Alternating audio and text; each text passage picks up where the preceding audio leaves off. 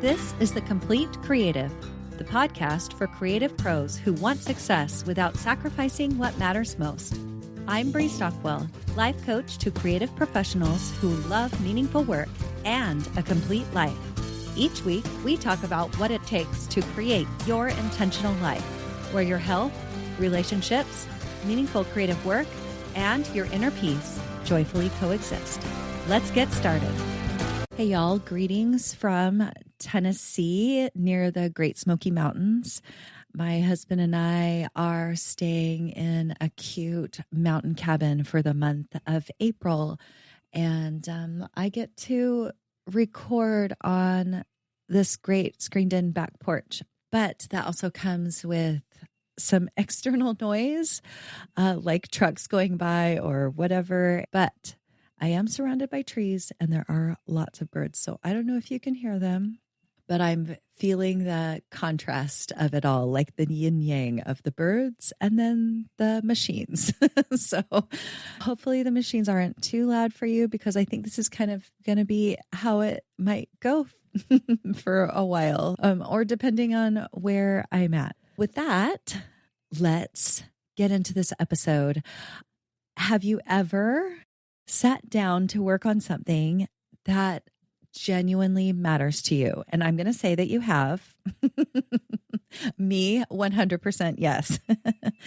And have you ever sat down or thought, oh, I should go start that? And then you found yourself doing some reorganizing or checking your email again, or scrolling on Instagram, or literally doing anything else but the thing that you say matters so much to you. Maybe you've had a project living in your head for months, like an offer, a creative idea, a goal, and every time you go to start it, there's some like invisible force that stops you. And it's subconscious, right? Like we don't see it until we're like, oh, shoot, what stopped me that time? This total experience has a name. And today we're going to talk about what it is, how to recognize it, and more importantly, how to make it easier to move through. I want to start with this quote by Carl Jung. He says, "What we resist persists." And I think most of us creative folks are kind of living proof of that. And today we're going to talk about why this resistance happens and what you can do instead when you want to be doing the thing that truly matters to you. I have been reading this book called Effortless by Greg McKeown. Oh, I'm so sorry, Greg. I don't know. I should have looked up how to pronounce your name. He gives us the science behind this. He says, our brain is wired to resist what it perceives as hard and welcome what it perceives as easy. So when we sit down to do the work that matters most, like the scary, the vulnerable, the important work, our brain sends up a red flag as a threat and it pulls us away. So often, and I don't know this happens every single time, but when it does, I think it's confusing. And this isn't a character flaw. Like I've heard so many people go, oh, I'm just a procrastinator. Maybe you're not. Maybe you haven't yet seen or been shown how to move past resistance. It's the wiring of our brains to do the easier thing rather than hard. And that is because our brains are constantly trying to save energy, to not expend so much energy, to keep it just in case there's an emergency. So our brains are literally wired to do the easier thing. I guess what I'm saying is it is not your fault. But when we are conscious of what is happening, then we can make decisions on what to do next, or even how to make it easier. Last year, I read a book called The War of Art by Steven Pressfield. I can't believe I haven't read this book yet. What he has to say about resistance, and he calls it with a capital R, like he gives it a name, is so interesting, and it is definitely worth a read. Pressfield says it is an internal force that shows up specifically because the thing matters to you. And it's not laziness and it's not lack of discipline. It's something more targeted. It's more of a signal. So think of it like a compass. The stronger the resistance, the more important the work. This resistance is showing you what truly matters. This isn't a moment for you to criticize yourself. It's a moment to tune in with the work that you really want to be doing and see that what you are resisting actually truly, truly matters to you. How you can recognize this is happening is what I mentioned in the beginning, and it shows up as like procrastination, perfectionism, over researching, staying busy. And it kind of just looks like, oh, I have to do this other little thing first. And those are kind of the cues for you to tune into. Oh, hey, I see what's happening. And then what am I resisting? And seeing how much it matters to you. So the bottom line about resistance is even the most successful people feel it. I bet they feel it in droves, right? They've just learned how to move past it to actually get done what matters to them. They've learned how to recognize it and move anyway. And resistance might not ever fully go away. The process of recognizing and moving past it will be this like continual recalibration for you. Not seeing the resistance is what keeps us stuck. And when we identify what it is, then it's a lot easier to move past it. So something that I like to do is when I see myself procrastinating or avoiding or whatever it is, not doing the thing, I will pause and ask myself what's happening. And when I see that it's resistance, you can call it a name, like with resistance with a capital R, and you can say, oh, that's resistance. I love to do this. By calling it a name and identifying it, you actually take away some of its power over you.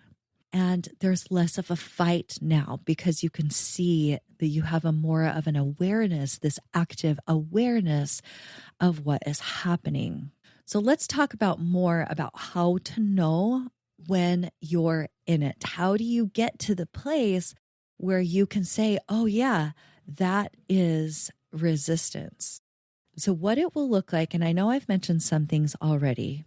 So we're going to talk about 3 things: behavior and in your body and in your mind, and then a couple of sneaky things. How this looks like in your behavior, like the things you go do, is avoiding the thing entirely or endlessly preparing to start. You guys, I do this. I endlessly prepare to start. And I just find sometimes it's easier to just go. We'll talk about some ways you can make it easier for you. Okay, it also in your behavior looks like doing everything else first, like the dishes, sending one more email, or like the desk reorganization. How this shows up for me is I will be sitting down to do something, like record the podcast. And then I will think to myself, oh my gosh, I was supposed to send that email really quick last night. Let me just make sure I did it. And then all of a sudden I'm in my email and then I'm checking my inbox. And then I'm like, who else did I forget? It's like this rabbit hole. Who else did I forget to send an email to? Is there anything that I need to do while I'm in this tab? Oh, goodness. You guys are feeling me, right? Okay. Also, your behavior can look like setting impossible conditions. I'll start when I have more time. I'll start when I have a better space. I'll start when I feel more clear about it. You guys, I've heard this so much with clients. Oh yeah, I'll start. Like, I just need more time to start. Like, I just need a better, different space. You guys, I didn't make that a problem for me today. I don't need a better space. I just need my little tray table and my mic connected to my computer. I wish you could see how I was set up right now.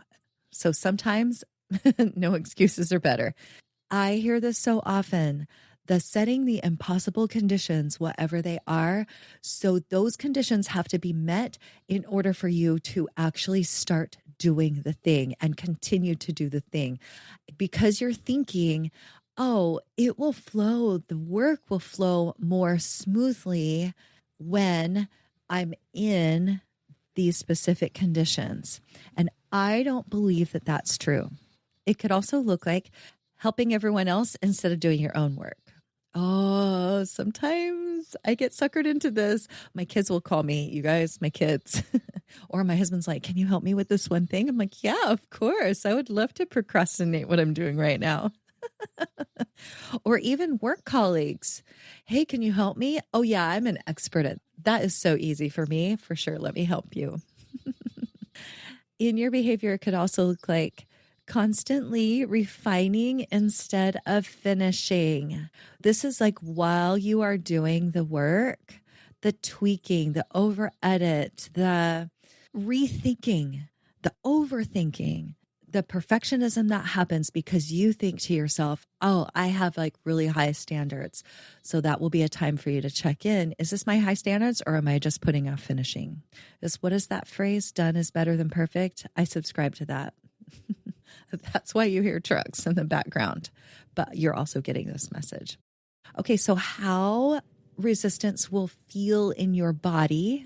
It could feel like a tight chest, like everything will be tight, right? Like I think about like resistance bands, or lifting weights is literally resistance. And when I think about that, I think about what my muscles are doing. They're contracting. It may be a little bit painful. I'm strained. Other parts of my body, and this is relating to resistance, I have tense shoulders, maybe shallow breathing when you think about doing the work. Or it could look like in your body having some sudden fatigue the moment you sit down to do it.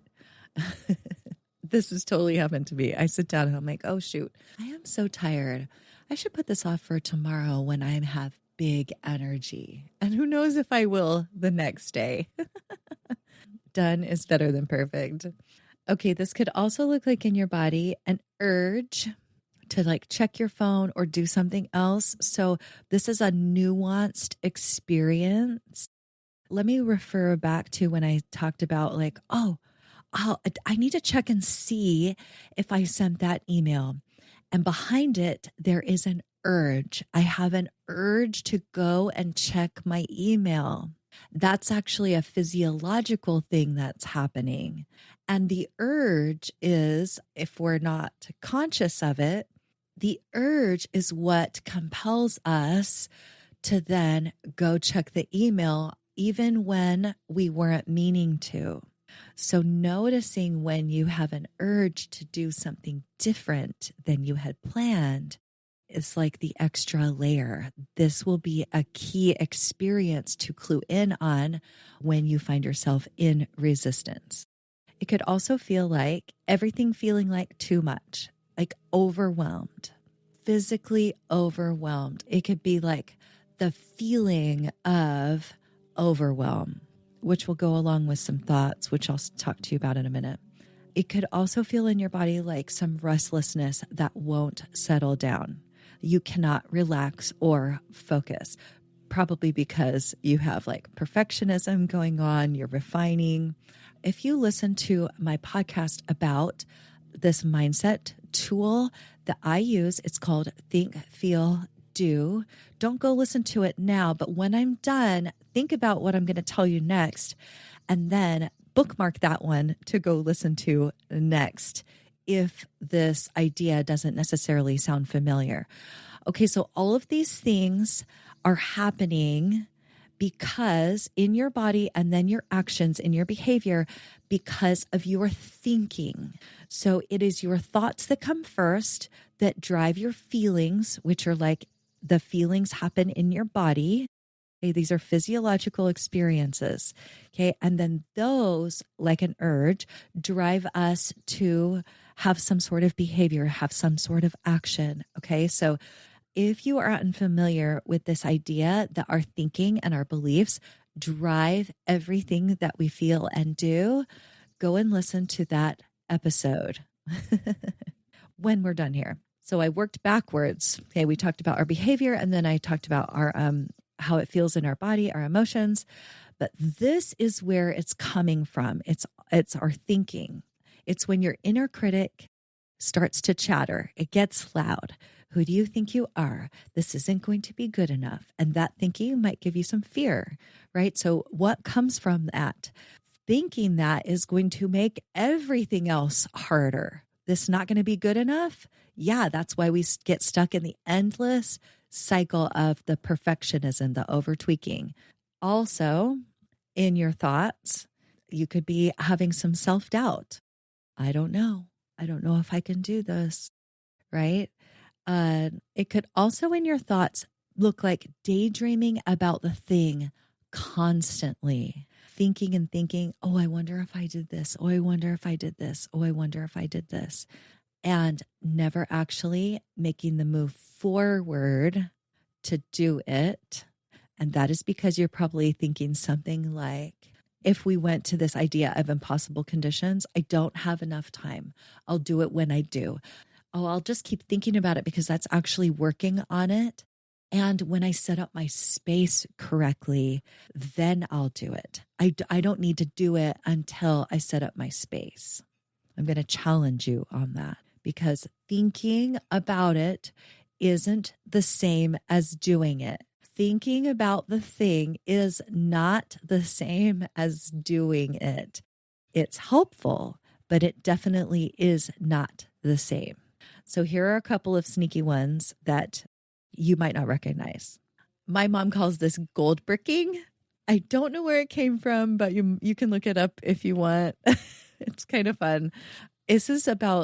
This is when you look completely productive on the outside. Like you're like, I'm doing the things.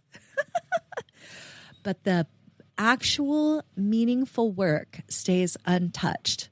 I think I have one of those projects happening right now. I bet I just am recording this episode for me. I'm creating an ebook called A Fond Farewell, and it is a sort of an homage to my time in Texas with a farewell, and I'm kind of bidding it farewell, or my permanency in Texas farewell. It's not like I'm not going to go there again, right? I'm just not living there, with lots of images. And I keep thinking about it. And I'm like, oh, this is what I thought. Once I get past selling my house, I'll do it. Once I get to the Tennessee, then I'll do it. Have I done it since I've been here? No. Okay, so I will be starting on this because I can see I'm in a little bit of resistance with it. Another sneaky thing that you might not recognize as resistance is calling it, like actually giving it another name than resistance, something like imposter syndrome. If you start saying, oh, I don't like, my imposter syndrome is just showing up. That is a way to resist doing the thing that matters. And if you want to hear more about imposter syndrome, well, I'll more on that in a minute.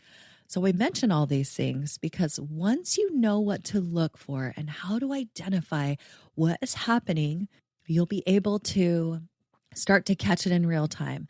At first, you'll see it after. You'll see that you procrastinated a whole bunch. Because that's the practice of being aware is, oh yeah, I see what happened. And then you'll be able to see yourself doing it in real time. And that awareness alone creates the opening. This is like the awareness is the key to unlocking the stuckness, to moving past the resistance. Before we talk about how to move past it, let's talk about what you're really resisting. Okay. So we talked about what it's going to look like, how it's going to show up, how it's going to feel in your body, what thoughts are going through your head. Okay. We talked about awareness and how that is the key, but let's talk about what you are actually really resisting. You are resisting starting. Remember, probably because your brain thinks it's hard, right? You're afraid, you might be afraid that what you create isn't going to match the vision in your head. Spoiler, it probably won't. The cool part here is that it might actually look better than what you think. Let's talk about finishing. This might be what you're actually resisting. You might be resisting finishing because finished means it's real. And then real might mean you have to decide whether or not to put it out in the world. And then if you put it out into the world, other people can judge you. You just think about that one. You might be resisting the next level. Gay Hendricks in The Big Leap, he calls this your upper limit problem. And the reason why you might be resisting this is it because it requires you to become someone new. This is like an identity stretch that is uncomfortable. Believing that you are someone that is at their next level is like an identity thing. That one doesn't always happen for me, but I do know it happens. Here's what I want to mention about the upper limit. In The Big Leap, he says sometimes the resistance isn't the fear of failing. It's the fear of succeeding too much. What? When things are going really well, we can unconsciously self-sabotage to bring ourselves back to familiar ground.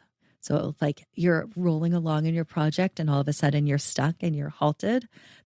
Might be you bringing yourself back to like familiar ground where you procrastinate, where you put things off, where you're not finishing. He says, if you've ever picked a fight, gotten sick, or created drama right after a big win, that's it working on you, the upper limit problem. So good. You might be resisting rest. And why is that you say? Because we become so conditioned to equate stopping with falling behind that even rest becomes something to resist. If I don't start, then I don't have to decide when to stop. Or if I start, then I might have to keep on going and I will burn out. Some of you right now are like, oh yeah, because we're thinking about all the quote hard work that it's going to be. Or we're thinking about how, and this used to happen for me. I used to think about how if I started, I would become so obsessed that I wouldn't stop. And then everything else would fall down around me. That doesn't happen anymore because I don't work like that anymore. I've trained myself out of that. I trust myself to not get obsessed, even when I feel passionate about something. Okay, you might be resisting paying attention to yourself. It might be your thing, even though you love it. It might be at the bottom of the totem pole. You might be telling yourself that all these other things, client work, admin, anyone else's priorities have to come first and that yours have to come last. And that is not true. Okay, so here's what I want to also say about imposter syndrome. And I see this a lot with creatives and especially creative women. We tell ourselves we have imposter syndrome. Well, I don't tell myself this anymore. Like we give it a label. We give it a label.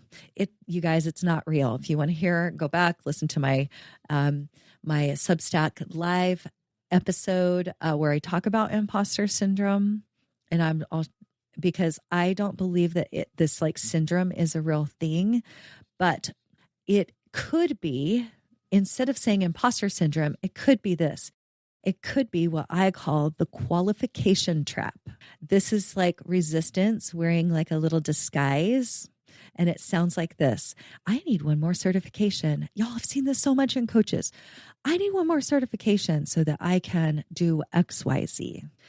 Who am I to do this? I'm not ready yet, right? The qualification trap. I need to be more qualified to do this work. How can I get more training? Maybe you already have enough. Like maybe you do need a tutorial or you do need someone to teach you to do the thing that's in your head.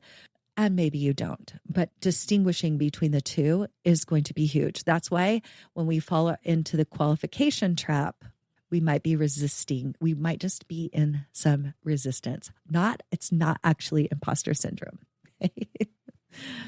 So the key here is that instead of all of these one or multiples of these factors that create the hardness of it, you're feeling stuck. The key is to make it easier so that your brain wants to do it. Remember, Remember, I said your brain wants to do the easy thing. So how do we make it easier so that your brain can buy into actually doing it? Okay, so everything in this next part is actually your Get Unstuck toolkit. This is what is going to help get you moving again. Okay, number one, see it for what it is. I mentioned this before, but this is actually part of the tools. It's a tool. Say out loud when you see it happen. So when you are aware of what's happening in your body, what you're doing, if you're procrastinating, what you're thinking, any of those things that show you that you're in resistance, then you say out loud to yourself, oh, that's resistance with a capital R. So you are not lazy. You're not broken. You are doing something that matters. And naming it, calling it by name, actually takes out some of its power over you, like immediately. Like when I do this, I'm like, I have so much relief because I'm like, oh, I have so much relief because I'm thinking to myself, oh my goodness, now I see that it's just resistance. Number two is, this is from Mel Robbins. So I love this because it actually kind of takes out some of the overthinking about all of this. It's not, I think it's not fully helpful, but it can be a helpful tool, which is why I mention it here. I remember listening to a podcast where she talked about how she would lay in bed. She was in bed and she did not want to get up. She was fighting, like having the resistance to getting up. And she just started counting down from 5. And it looks like this. This is the tool. 5, 4, 3, 2, 1. Move. And on move, then you move. So when you identify that you're in resistance or you're feeling stuck, you can just count down and then you make yourself do the thing. And sometimes the counting down actually preps your brain and can make it a little bit easier. It's like prepping your brain to go, oh yeah, this is what we're doing now. And she says you don't negotiate with yourself. You don't wait to feel ready. You just physically move toward the thing before your brain talks you out of it. Before you overthink like you have in the past. Okay, so number 3, shrink the time frame to something maybe even that feels kind of silly. So if you've been thinking, maybe you find yourself maybe being afraid of the hours on end that you might spend doing it. It might not take that long, and B, just break it up into small chunks. Like I call this, I used to teach my kids, like this, like eating an elephant. You just take a bite at a time. So give yourself 20 minutes. And that can actually tell your brain that this is easier because we're only doing this for 20 minutes. The goal is just to start, right? Not necessarily to finish. We're not telling ourselves we're going to finish, but we're going to start. So you do it, you set your timer for 20 minutes, you work on it, and then whenever you're done, for that time, you're done. Resistance does not like starting. So like when you're just about to start a new project, that might be when you feel the most resistance. Okay. But when you have decided, and this is why I like to plug things into my calendar, because I will open up my calendar and I have already decided on what time I will do something. And I've already made the decision. And so it's easier just to go, oh yeah, I'll do that right now. There's less resistance because I've already made the decision and it's easier to start. But once you do start, it cannot survive the momentum. You just keep going. So this works well with the 5, 4, 3, 2, 1, move, and then just starting. Okay, tool number 5. Tool number 4, remove friction the night before or beforehand. I actually do this. If I'm on my own and I'm on a solo photography trip and I want to get up super early to go photograph, I will make sure everything is ready the night before and I have my clothes laid out and I have all my things ready to go because I know that once I get up, I am not going to want to do it. Every time I wake up and I question my life choices, I kid you not, every single time. What happens in my brain is I'm like, oh, this again? Oh, but I already have everything ready. So it'll be easy just to wake up, throw my clothes on, and go. I actually even have breakfast already packed, like food already ready to go. So whatever you can do to set yourself up without overdoing it, without over procrastinating. Setting yourself up will be helpful because then you won't find yourself at the time that you say you want to do it, procrastinating by doing the setup. Hello. Okay, tool number 5 is use time as a tool. And this is from Benjamin Hardy. I think he has a podcast called Using Time Like a Tool. But I read his book called The Science of Scaling, and this is one of his hacks is using time as a tool. And he says, use time as a tool, not a fixed reality. He says, what would I do? You can ask yourself this. What would I do if I only had 48 hours to start this? Shrinking the time frame to start or even to finish can help compel you to actually finish and do the thing or to move out of resistance because now there is actually a little bit of urgency. I work well on a deadline. So this is actually really helpful for me. If you work well on a deadline, I'm like, oh yeah, I've given myself till the end of the week. Now I'm just going to get it done. And the resistance is less because I'm like, okay, now I'm in it. It's already happening. And when you shrink the timeline, I think you'll get it done in the timeline, is what I think. As someone else said, and I don't know who it was, but there's this idea out there that we will take as much time as we give ourselves. If you decide it will take you a year, you'll take a year. If you decide it will take a month, it will only take a month. It's just fascinating. We adjust to the container. So if you compress the timeline, it's possible that you'll loosen some of the resistance to doing it. Tool number 6. This is my absolute favorite. Try this one first and then try any of the others.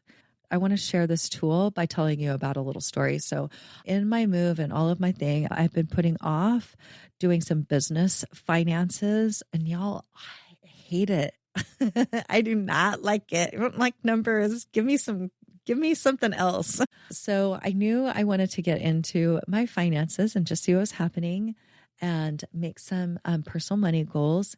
And I was like, I felt the resistance. Like I felt it in my shoulders. I wanted to procrastinate. I could feel it happening in real time. I had some big awareness about it. And then I used this tool, which is, how could this be easy?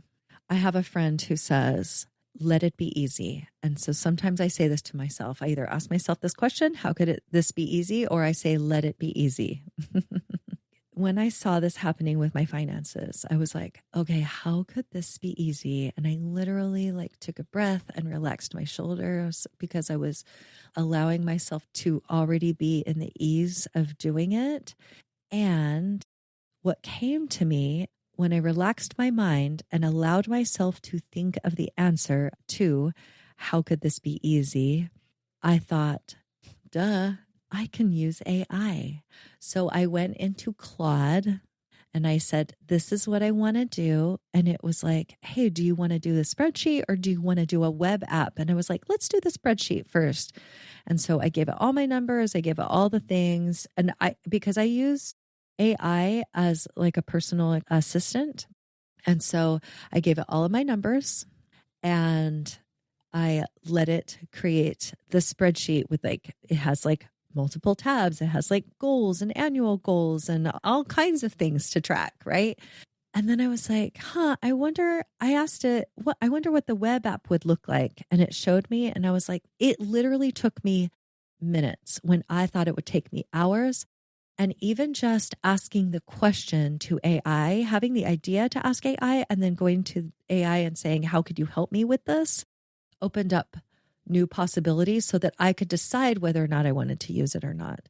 Opening up options will be a huge thing when you're asking yourself, how could this be easy? And now I have this great spreadsheet. I know I know what is totally happening with all of my business finances. And I have this little cool slider that's helping me see a goal that I have coming up. I don't know. It's just cool. It's just even better than I thought it would be. And it took me so much less time. And because I asked this question, It made it more fun. I immediately relaxed, and the doing of it was so much easier. So ask yourself, let it be easy. And then when you consider all of your options, pick one and then tell yourself, let it be easy. Decide that it will be easy. And then tool number 7, if something is really creating some strong resistance, like you feel it, it is powerful. This is a signal. This isn't a signal to stop. It is to pay attention. The tool is to allow the resistance to tell you what is happening, to give you information. The bigger resistance, the more important the move. I think so often we're like, the bigger resistance, this isn't what I'm supposed to be doing. I think that's false. If it's the bigger the resistance, that is your time to lean into it, because the work that you will do from that place really matters. So using the resistance as a tool, kind of meta, right? Using the resistance as a tool to then move forward and to see that it is the work that you want to do, I think is huge. You can let the resistance be your compass and your guide. So again, you don't have to, you can use all of them. You can use one of them. You can use multiple in conjunction. It doesn't matter. I care about you and you moving out of your feeling stuck, out of the stuckness, and moving past resistance into doing more of what matters. That is what this conversation is about. So here's what I want you to take away today. Resistance showing up doesn't mean you're not ready. It does not mean you're not capable. It means that what you're reaching for matters. The clients that I work with who are the most stuck are almost always the ones with the biggest ideas. They feel overwhelming. They're not sure where to start. And the most important work, their deepest desire is to create the thing. And resistance will show up when you're in that space every single time, because you're doing something worth doing. So next time you feel it, just try the one thing. Ask yourself, how could this be easy? And then take the smallest next step. Last, I want to mention that if you have been shaking your head yes to so much in this episode, especially when I mentioned imposter syndrome, and we're curious about what I said about the qualification trap, that is an imposter moment. It is not imposter syndrome. And if you want to hear how I talk about it, I would love to give you free access to a 60-minute workshop that I hosted called the Imposter Syndrome Fix. I'm going to put a link in the episode notes where you can enter your email, and I will immediately send you the link so that you can watch that. And if you're ready for more, I'd love to invite you to a 4-week group I am hosting in May, and it's called Imposter Syndrome Rehab, where we're going to go deep on these patterns and imposter moments.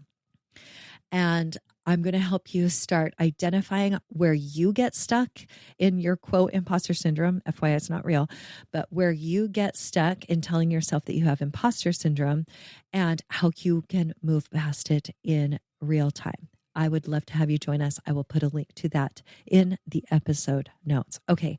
I hope that you go and create some awareness about how you're resisting what you really want to be doing, and then ask yourself how you can make it easier and go do the thing you really love. All right. I will talk to you next time.